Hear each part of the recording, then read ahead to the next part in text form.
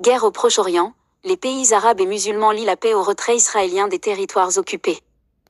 Lors d'un sommet en Arabie Saoudite, lundi, les dirigeants arabes et musulmans ont exigé le retrait complet d'Israël des territoires occupés depuis 1967 pour toute perspective de paix, tout en réaffirmant leur soutien à un État palestinien.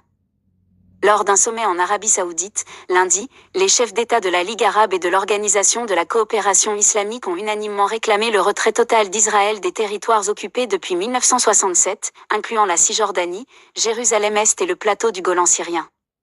Une paix juste et globale dans la région ne peut être obtenue sans mettre un terme à l'occupation israélienne, stipule la déclaration finale du sommet, qui s'appuie sur les résolutions de l'ONU et le plan de paix arabe de 2002.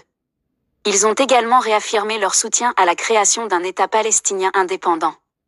De son côté, le gouvernement de Benyamin Netanyahou s'oppose fermement à la création d'un État palestinien. Ce n'est pas aujourd'hui un projet réaliste, a déclaré le ministre israélien des Affaires étrangères, Gideon Sa'ar, arguant qu'un tel État deviendrait un État Hamas. Toutefois, la position d'Israël va à l'encontre des aspirations de la majorité de la communauté internationale, favorable à la solution à deux États.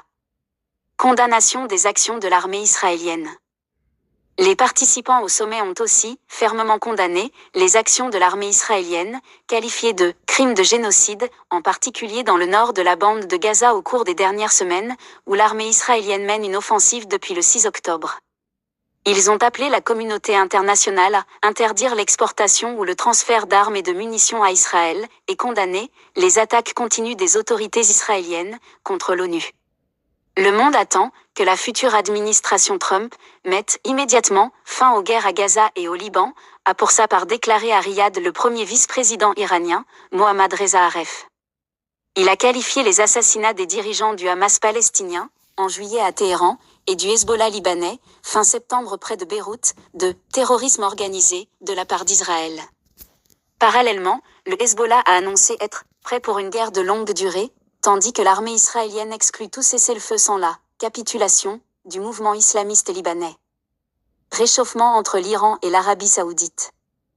Sur fond de conflit régional, ce sommet a également mis en lumière un rapprochement stratégique entre l'Arabie saoudite et l'Iran, après cette année de tension.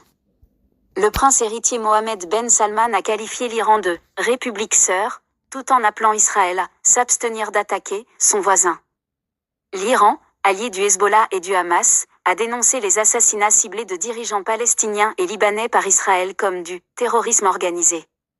L'Arabie saoudite, qui cherche à s'extraire du conflit au Yémen, condamne toutefois le Hezbollah comme une organisation terroriste.